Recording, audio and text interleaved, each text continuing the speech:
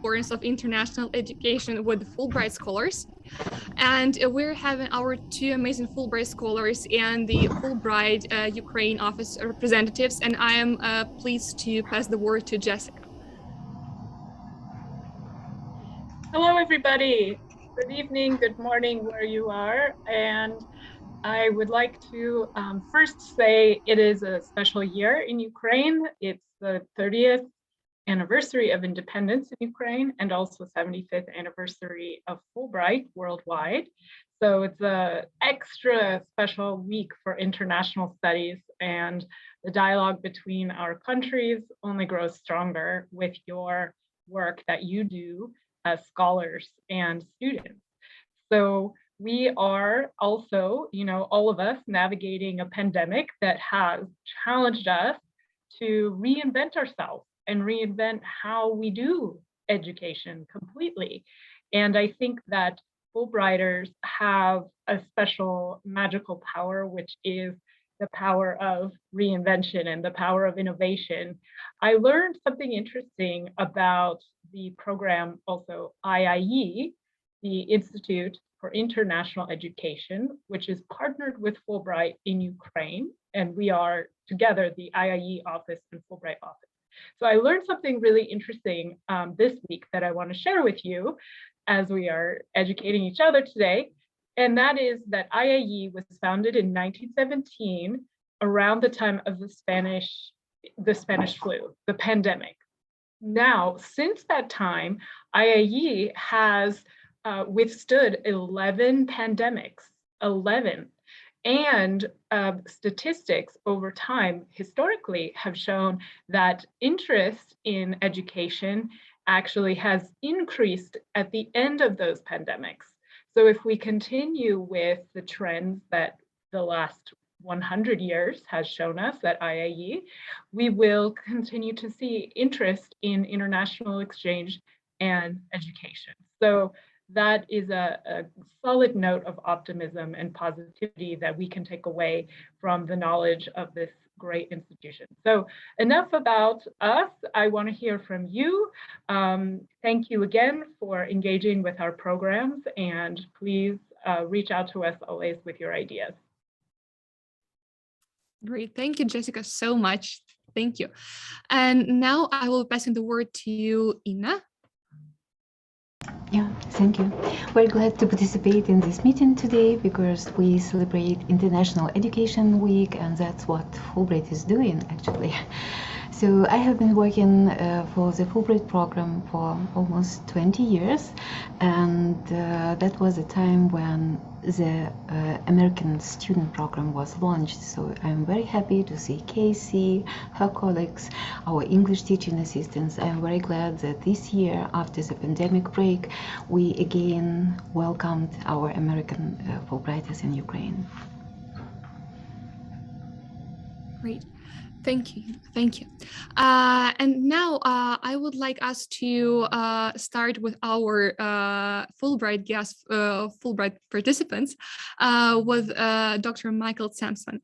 And I will be sharing my screen and the presentation. So just one technical second. So, playing from the start. Great. So if you need to transfer to the next slide, so just you can say next, and that's it.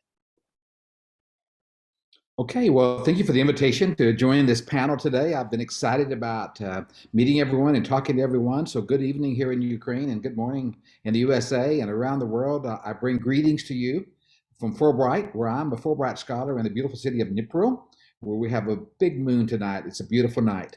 But a little bit about myself. I am a faculty member, a professor at St. John's University in New York City. And there I do research on language acquisition and literacy and creative writing. So next slide. And of course, in New York City, I live really close to Rockefeller Center, that building that you see in the middle on the right, and there's St. Patrick's Cathedral, which is just a beautiful place to go.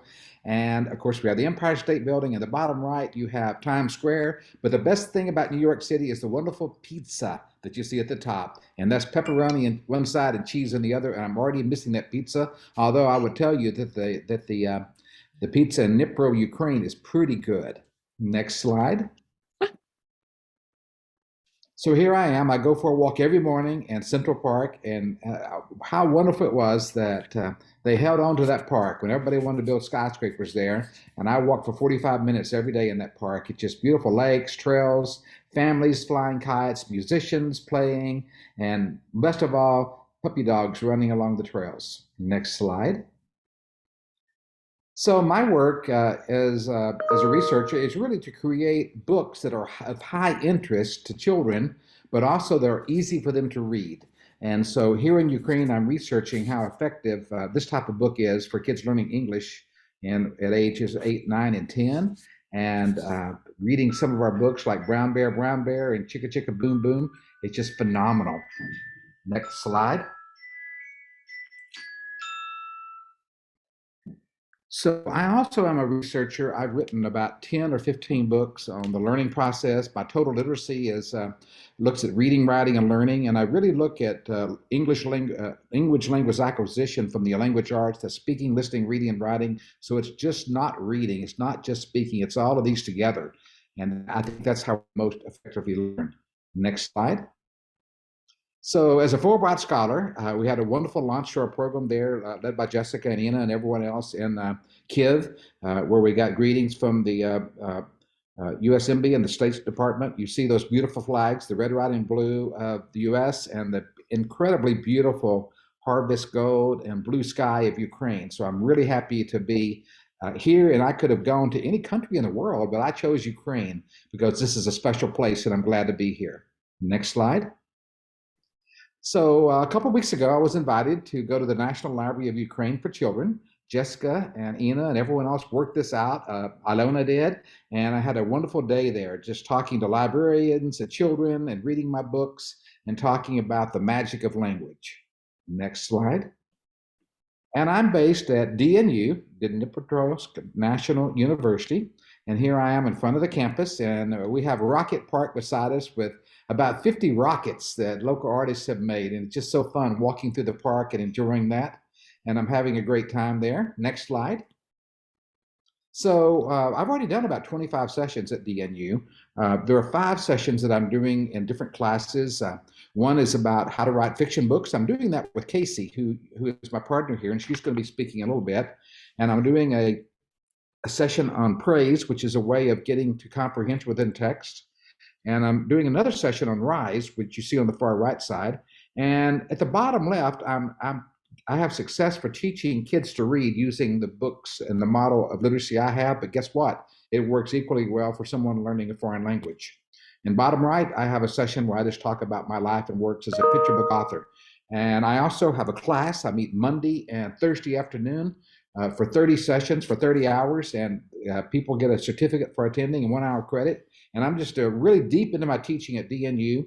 And I'm also doing a research project with my colleague Кейсі, and also with the local schools here in Dnipro. Next slide. I'm enjoying it. Life in Dnipro is great. Bottom on the right side, you see a museum we went to that's about 60 miles outside of Dnipro, a little village where about 200 years ago, on a gray winter day, they said, we need color, we need light. And so they started painting the outside of the houses with all these patterns you see. Then they painted the inside, and then they painted the fences. And when I went there Saturday, it's an explosion of color. It's just a beautiful place. So I enjoyed the museum there, as well as the other museums in Dnipro. And on the left, I had a little escape. I went to an escape room with a Harry Potter theme, and we won. We saved the day. So that was fun. Next. The food. It's got to be one of the best things about living in Ukraine. You see some borscht on the right and some vareniki bottom right.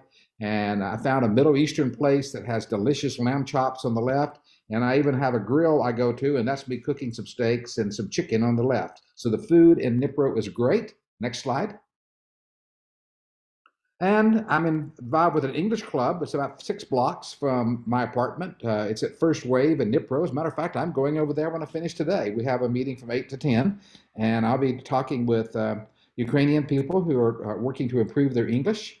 And it's just a great informal encounter. And then on Saturdays, Window on America is in Dnipro. Here I was live there Saturday a week ago, and you see the people that were joining online, including me online. And so that was a great experience too. So English clubs are great in Dnipro. It's a way of sharing our language and helping others. Next slide. And I'm on social media. So I've already posted twice today from Dnipro. So if you follow me on Instagram, it's just at Michael Sampson. You'll see me posting every day something interesting about the culture or history of Dnipro and more about my work as a Fulbright scholar. So I wanted to share that with you. And I think that's the end of my slideshow. So thank you very much. Okay, thank you so much, Michael, for this presentation. And now we will pass in the word to... Hi, everyone. Thank you so much for having me today. Thank you, Education USA, and thank you, Fulbright, for having me in Ukraine. I'm really so happy to be here. I'll wait for my slides to come up. Actually, I can start on here. So I'm Кейсі Карсel, as you now know. I'm a visual artist and writer, mostly working in creative nonfiction and textile artworks. And I'm a Fulbright student research scholar until I'm here until June 30th next year. I got my MFA from, I got my MFA from the School of the Art Institute of Chicago's Writing Department in America, and I got my undergraduate degree from the University of Auckland, and my contact details are down the bottom there. So if anyone wants to get in touch after this session, please do, please keep in touch. Next slide. These are just a few examples of past artworks of mine. As I said, I work with a lot of textiles in a variety of ways. Some of these are naturally dyed works, some of them are acid dyed, and some of them are ready made on those terms. And then I often include writing on those works. So all of these works actually also include various texts I've written on them in various ways. Next slide, please. So I am an American. I have been an American since birth because I have American parents and therefore American citizenship. But for anyone who detects an accent, you are right. And it is not an American accent, it's a New Zealand accent. I was born in Christchurch, New Zealand, which is on the South Island, and you can see that on this slide. Next slide, please. And then I moved to Auckland, New Zealand, on the North Island of New Zealand to do undergrad. Christchurch is closer to to Antarctica. It is colder, it's a drier climate. Auckland is much more humid and more tropical. Next slide, please. And then I decided after that to go to Chicago for grad school at the School of the Art Institute. As I said, I haven't been here for winter yet, so maybe the river here does the same thing, but that picture on the right is the Chicago River after a really, really cold winter, and it's just starting to thaw and the ice on it is breaking, and it was really beautiful. And it would be, I imagine, even more magnificent if it happened here, because that is a huge river for that to happen on. So I'm excited to see. Next slide, please. And now I'm in Ukraine. I was asked to share some of my favorite things about Ukraine and my experiences here so far. So I will share a few of those now. Oh, I'll first say this photo on this slide is, I took it my first morning in Ukraine and my hotel room in Kyiv. Next slide, please. So I love, love, love the architecture here. One of my favorite things, every place I've moved, is observing the differences in architecture between places and finding, you know, those really odd architectural gems that just are so different from any building around it, or even if they're very similar to buildings around it, very different to anything I've experienced before. And these are a couple of my favorites. Next slide, please. The birds are gorgeous here, but they see me coming. So the only photo I've been able to gather so far is of a pigeon, which is still a very beautiful pigeon. I think pigeons are also more beautiful here than in America. But I love birding. And so I haven't gone formally birding while I've been here yet, but even just walking around near the river, I've seen some really gorgeous birds, and I've been really appreciative of that. Next slide, please. So there is so much history beneath my feet here. I probably should have mentioned on that first slide, but I am here specifically researching Jewish cultural history, and having grown up in New Zealand and lived in Chicago. I haven't necessarily been somewhere yet with such an intense depth of Jewish history, kind of everywhere you go. And that can be very, very intense. This photo is actually the site of a massacre that happened. But I think there's so much growth for me that comes from visiting these places and experiencing that history, and also visiting the communities here that are still living, and being a Jewish person who's still alive here too feels very, there's something really beautiful about the experience as well. Next slide, please. The Menorah Center, speaking of contemporary Jewish community in Dnipro, is the Dnipro Jewish Community Center, and it is huge and gorgeous. It is I have been told, the second largest Jewish community center in the world, and it is the largest one in Europe, and it is just so, so beautiful. Next slide, please. The river here, as I said, is also gorgeous.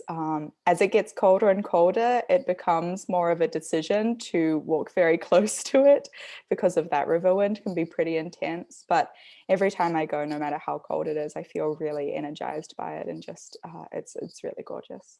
Next slide.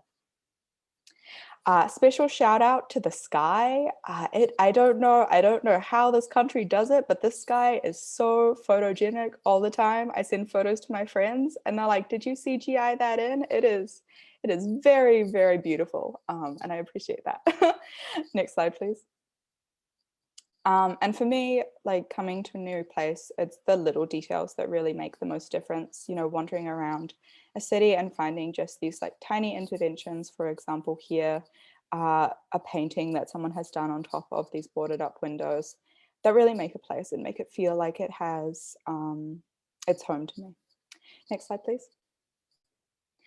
Also, sirok. I love it so much. It's so good. I don't want to know how many calories are in it, but it is so good. I will say all Ukrainian food I've tried so far is so good, but especially dairy products and especially sirok, I am a little too obsessed. But yeah, next slide, please. And as part of this presentation also, I was asked to kind of share my future aspirations as well for, you know, the rest of my Fulbright and after that Fulbright is over. And for students in the audience, I think, well, no, this is a hard question to be asked sometimes, but an important question. And I think for me, when I was thinking about it, and as I continue to think about it, I really just want to, you know, continue writing and making and finding further opportunities like the Fulbright has given me to go into these very intensive periods of research and of production. And in doing that, continue to, you know, extend my communities and the conversations, those works, and I myself am in around the world. And I think that's me.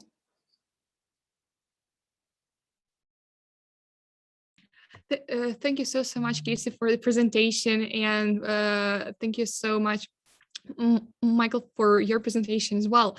Now I have the same question about future aspirations to Michael. So what are your future career aspirations upon the completion of the Fulbright program? Any thoughts? You're muted, sorry.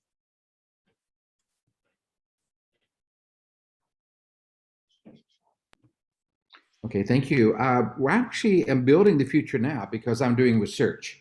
And for example, I'm going to, now that we can go face-to-face in Dnipro, I'm going to be teaching at a Ukrainian elementary school next week. I'll be doing 3 different classes, and I'm going to be training teachers in the Martin model of literacy. Basically, that is a way of using repetitive language and poetry and rhyme and picture books to help kids learn English. And so I'm collecting data on that. So when it's all done, I'll be writing that up and presenting it at national conferences in the United States and Europe and publishing it in journals. So that is, the future is now, because we're building those blocks to that. And I hope that I'm making a lot of international relationships where we can continue to collaborate. I want to go back to my university, St. John's University, and tell them about Fulbright, encourage more of our faculty members and our students to join the Fulbright program. But I'm also involved in my real love, and that's writing children's books. I have a book called Armadillo Antics that comes out next year. I'm going to introduce it when I get back at the American Library Association and the Texas Library Association. And I'll be reading that book there. I'm also working on a new book about snow, and I hope to see some snow here pretty soon, which will help me be inspired by that. And so I'll be doing the work as a professor. I had 10 years as a dean, and now that I'm a professor again, I'm enjoying it very much and being able to teach more and interact with students. I taught 2 classes today. It's just so great here at DNU to talk to these 20-year-olds who are so excited about their future life, and it's just inspiring. So I think that I have the best job in the world, and that's as a university professor. So I'm looking forward to not the future, but the present, because I'm enjoying each day here.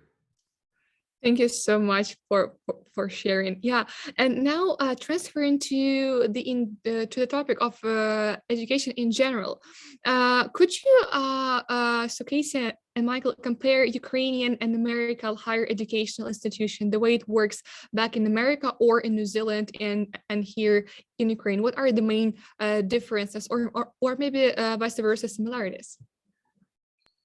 Yeah, do you want to go first, Michael? Oh, sorry, you're going. No, go ahead, Casey. I already spoke. You speak and then I'll speak. Oh, Go, okay. Casey. Yeah, I definitely want to hear what Michael has to say on this as well, because he, as he mentioned in his presentation, he's been very, very well entrenched in academic life in Dnipro already, though I have, as he said, gotten to jump in on a few lectures and got to experience that school life in my own ways and other ways as well. I will say for my graduate school education in the US, it was an art school, which is a very, very specific experience that maybe is not the same as what you might get at a different type of graduate school or in colleges in the US. But I will say in terms of comparing educations between the places, I think at SAIC, the art school education was very focused on conceptual art. You could seek out teachers, you know, to help you level up your skills, your technical skills, but most of the conversation generally that you would have would be focused on the thoughts behind your work. And I think that's something that is often a defining factor of various art educations in various countries. My undergraduate university, it was the same case, but I know of a few other schools in New Zealand that put the emphasis on the technical education instead. I would say in America, it's also the same way, that I'd say a more dominant proportion of graduate level art schools focus on conceptual rather than technical progress. But that is a very defining feature, was a very defining feature of my School of the Art Institute of Chicago experience. Okay, thank you, Casey. Yeah. Okay, so I'll follow that up. It's very interesting. I had a chance to rehearse this because a student in my 215 class in the Q&A session asked that very question to me, a 20-year-old Ukrainian student. And so I'll answer it in a very similar way. I'm finding mostly similarities between university life in the United States and university life here. Of course, the last year I was at St. John's, we were virtual, and now we're virtual here at DNU. And so that is the same, but I have been on campus and met some of my colleagues, my coworkers, the dean of the college and the department chair, but everything else has been virtual. We've had faculty members with 20 faculty members just like this on screen.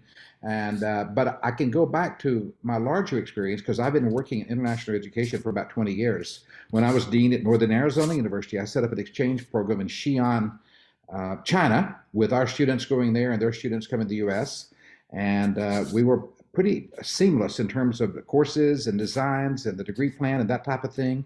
I was also able to work at St. John's with the Australian Catholic University system with 3 different universities in Brisbane and Sydney and places around Australia. And I found it to be the same. But here in Ukraine, the classes I'm teaching, I'm actually teaching a class I teach at St. John's to undergraduates that looks at the language arts and literacy and linguistic acquisition. So it's very, very, very similar.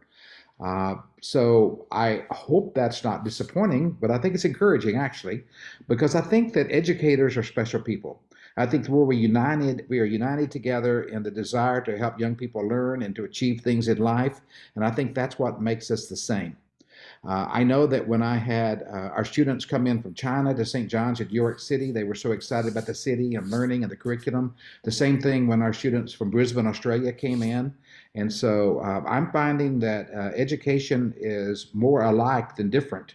And I would encourage anyone who wants to study abroad, maybe to the US as a Fulbright, go for it, because you'll find it's something that you can handle. You'll find that the courses are similar. You'll find that learning is the challenge, and you'll be successful. Something that Michael said just reminded me of a conversation I had earlier as well about the difference between Ukrainian and American educations in terms of knowing what you want to do when you go into it. So picking your major before you start, or the equivalent of your major before you start. In America, the liberal arts education is a lot more common. Michael can probably go into that in a little more detail than I can, because I didn't study in a liberal arts college. Under that structure, I chose the art school path from the beginning. So that's a different set of things again.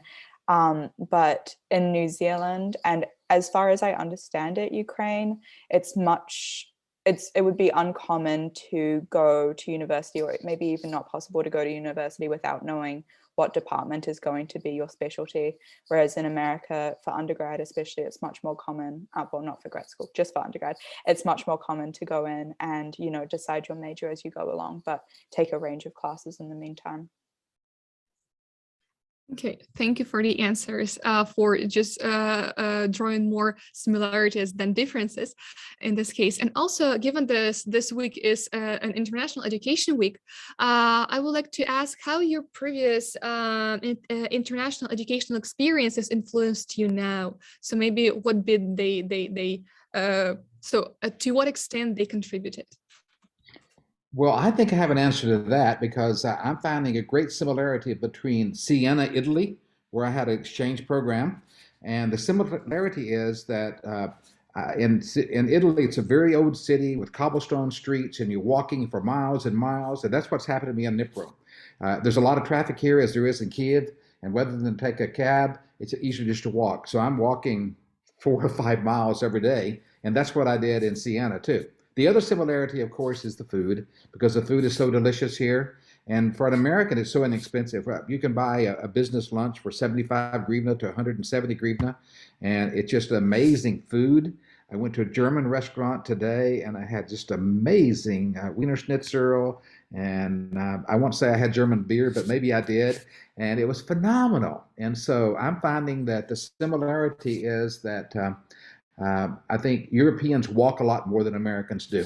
And I mean, in the US, I would drive my car to the campus, I would park, and I'd walk 100 meters and go into my office, and that was it. But here I'm walking an hour and a half, 2 hours a day. And so transportation here is legs, and there it was mostly driving a car. Okay, that's an interesting observation. Thanks. I'll say with that as well, just in terms of the walking thing, Chicago is very, very public transport based. But during the pandemic, I ended up walking everywhere, to avoid those kind of higher risk zones. And so coming to Ukraine, I'm like, I'm ready for this. Let's just walk everywhere we can, especially before it gets too cold, because I get very warm when I walk. So I can walk through most of winter and actually feel like more pleasant than walking during summer. But in terms of my international education experience, because I was born and raised in New Zealand, my graduate school experience was technically an international experience for me. As I said, I had American parents since birth. I had American citizenship since birth, but I had never lived there before. And part of me, I think, because I had American parents already, had made many trips to America, I was like, I know how this goes. It's gonna be so basically the same thing. And of course, it was a very different thing. I like to say that I was born in Christchurch, I was raised in Auckland, and I grew up in Chicago, because even though I was 21 or 22 when I moved to Chicago, I really grew up a lot through that experience. I think it really creates a very significant amount of important growth to, have to start again with everything but in an entirely different context. in the way that happens when you move countries or even cities. And it also led me to the Fulbright program. As an American citizen, I could have applied for the program. Oh, actually, no, that's not true because you have to live in America. So I wouldn't have been able to apply for the Fulbright program without having that experience during grad school living in America. And then my graduate school is actually one of the top producers of Fulbright students in America. And so having the support from them with my application definitely also helped me become the Fulbright scholar that I am today. Great. So you have quite a lot of like multicultural experiences.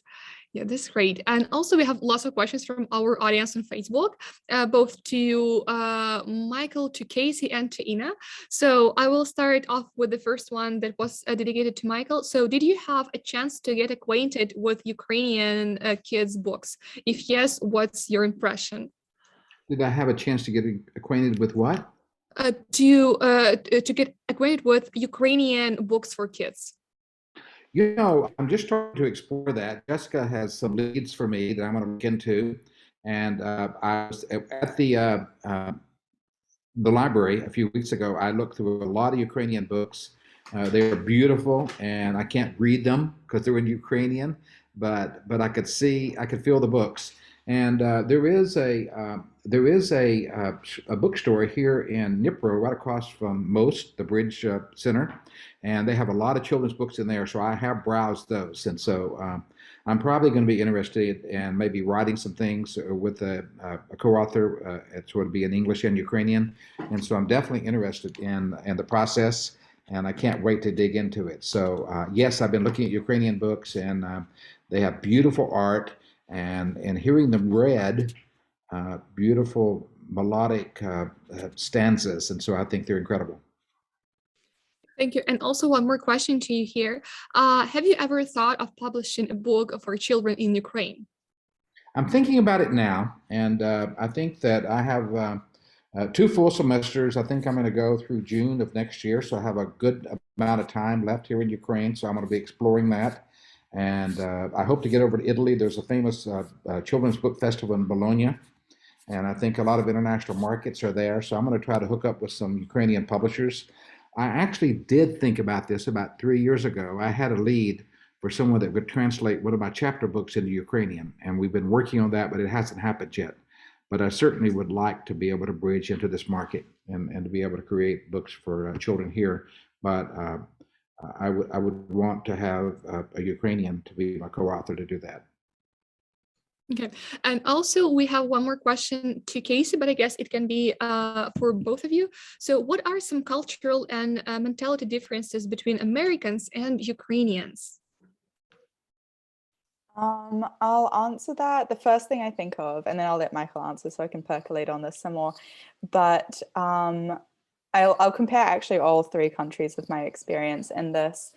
I was kind of told to expect when I got here by just various people I knew in Chicago that people would be more stoic about the cold here.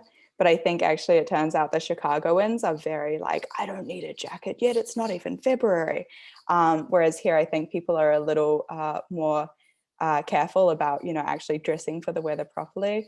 And then I think the farthest end of that spectrum is actually Christchurch, where I grew up, where you would see construction workers in the middle of winter, like absolute downpours, and they'd just be wearing shorts and like a t-shirt.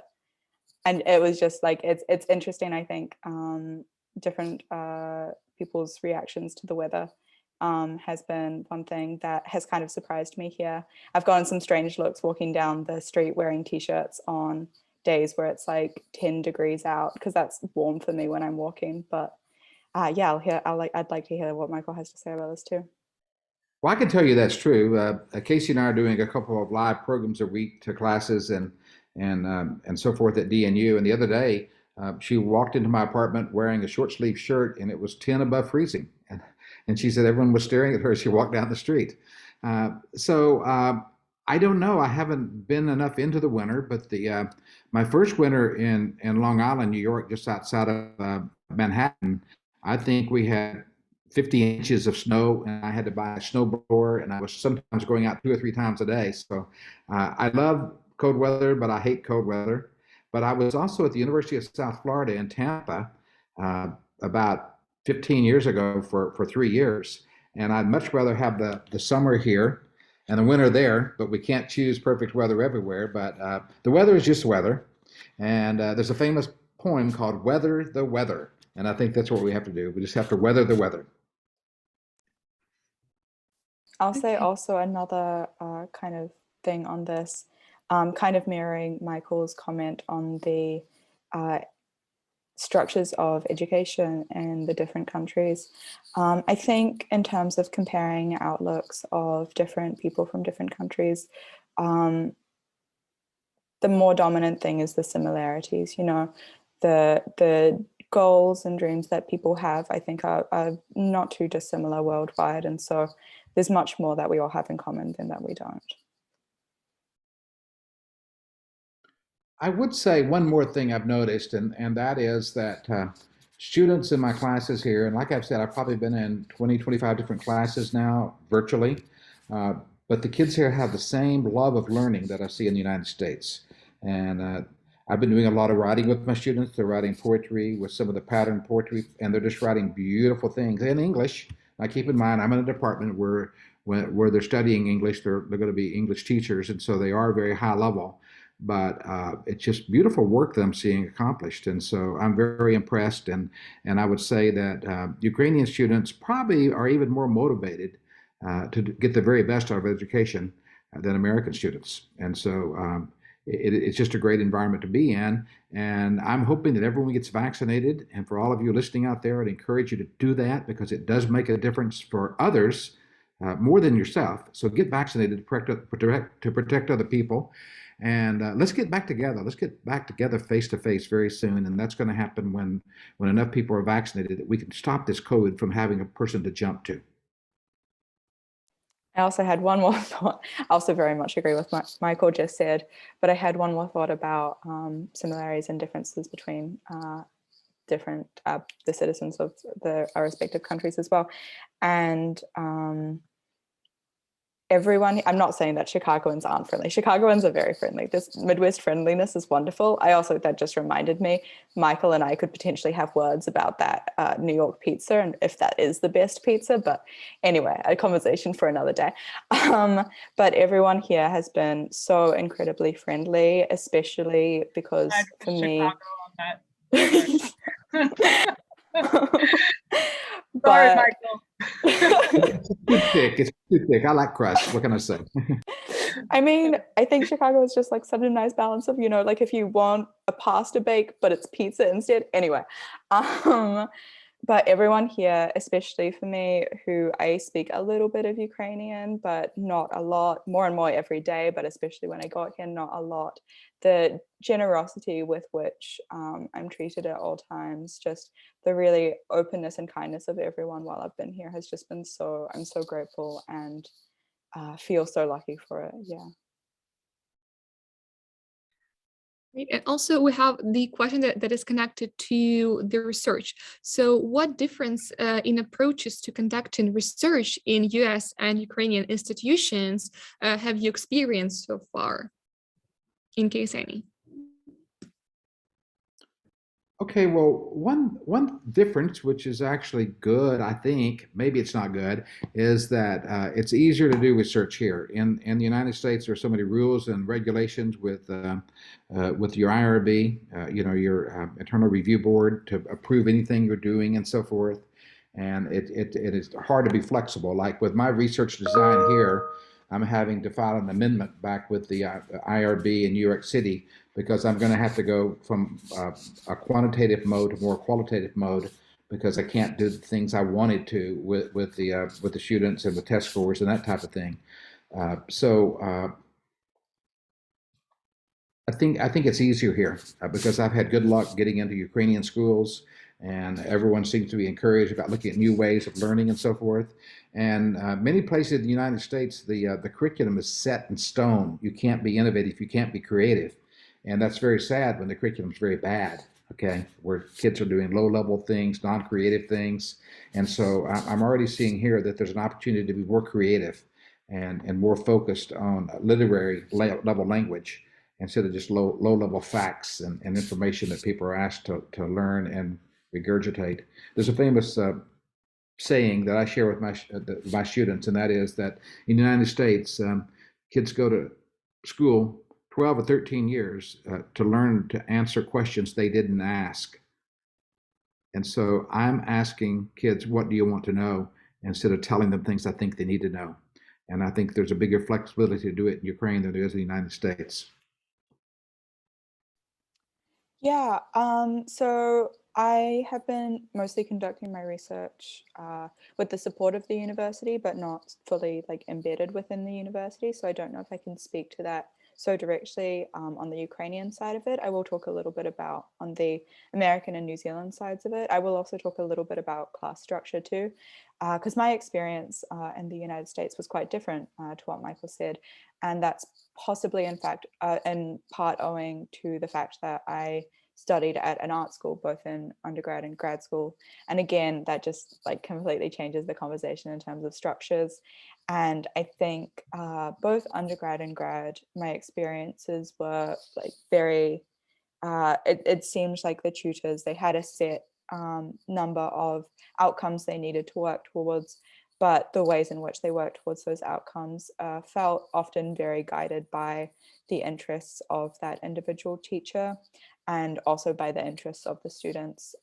And I think part of that is, you know, I'm very, very in favor of art school. I'm not in favor of art school educations in some ways, but I think art school educations can be really important in terms of being places where you learn how to think for yourself and think in creative ways, whatever path that leads you down in the end. It doesn't have to be a visual arts path, but the way it lets you learn to think independently can be really, really fruitful. And yeah, that's all I'll say on that. Oh, no, I did have one more thing. Also, the School of the Art Institute of Chicago was pass-fail for its students. I don't know how common this is at a graduate level, at least in America, but it means that either you passed a class or you didn't. You didn't have to think about grades or anything like that, which I think was important for me at the graduate level because I am someone who is very obsessed with grades. And so if a grade is involved, I'm going to work towards getting the best grade possible.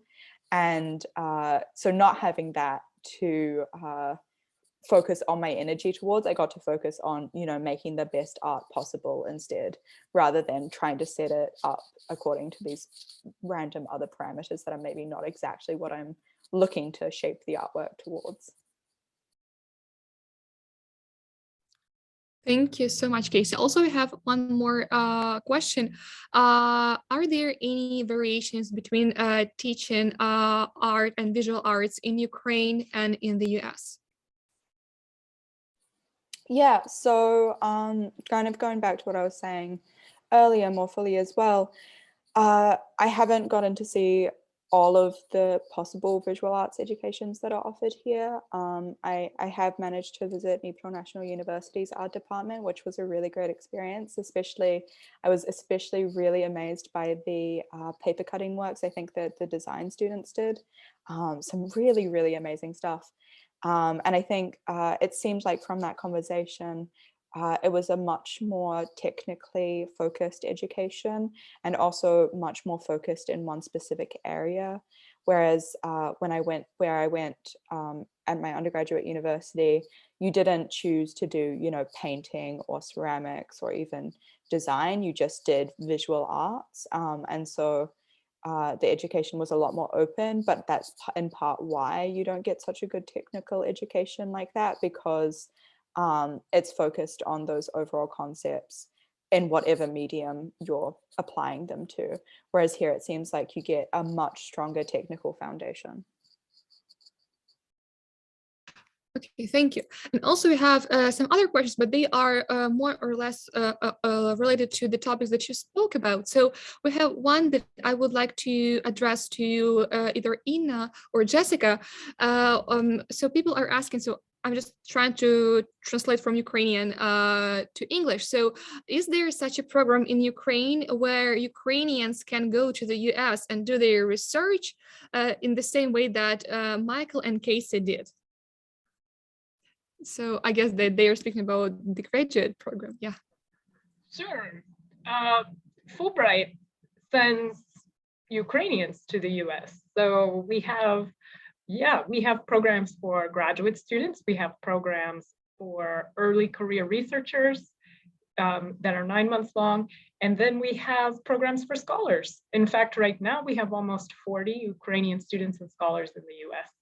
So please go to our website to read more about this. По-українськи теж у нас інформації. And also, if you are interested, you can invite us to give a presentation in your institution about our programs, and we can answer more questions there, or you can contact us.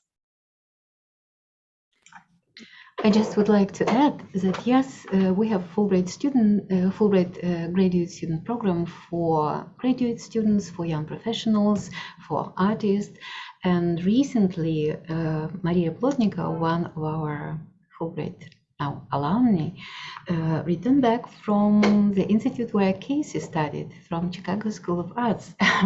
So you can apply to different fields. We almost have no limitations, but business, business administration, some other fields. But yes, we can give a presentation to or at any institutions that might be interesting, because student program and May 16 is the first deadline.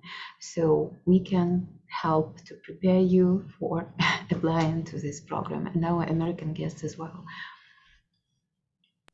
I'll say on that as well, just anecdotally, as Inna said, there is someone who recently came back from studying filmmaking in Chicago. She lives in Odessa now, I think, on the Fulbright Ukraine program, and also someone who's on the Fulbright Ukraine program right now studying arts in Chicago. And we're talking a lot about arts things tonight because Michael and I are both creative writers, and it's so lucky that we ended up in the same city for that, and about these Fulbright Ukrainers that are also studying the arts. But as I said as well, you can apply in basically any specialty field, and even in terms of the Fulbrighters from the US that are in Ukraine right now, the range of things that we're focusing on is actually, there's a huge range there. Okay, thank you so much for the answers. We don't have any more questions from our Facebook. So in this regard, I would like to thank you for coming today, for being here with us, for making this event happen, and of course, for contributing just your knowledge, your experiences today, because it was truly interesting for all of us to listen to your talks. Thank you. Well, thank you very much for the opportunity to come and share. It's been a delightful time, and it's why we're here. And I'm looking forward to more events like this in the future. Yeah. Thank you both, Кейсі and Michael Sampson, and everyone tonight. Also, stay tuned for Chicago versus New York pizza, King Kong or Godzilla. It's hard to decide, but it's really great that you were both able to join us tonight. So thank you from the Fulbright program. Thank you very much. And thank you for having us here. I'm so happy to be here. I'm learning so much every day. It's a really great experience. Thank you so much. Thank you. And bye-bye. Bye. Bye. Bye, everyone.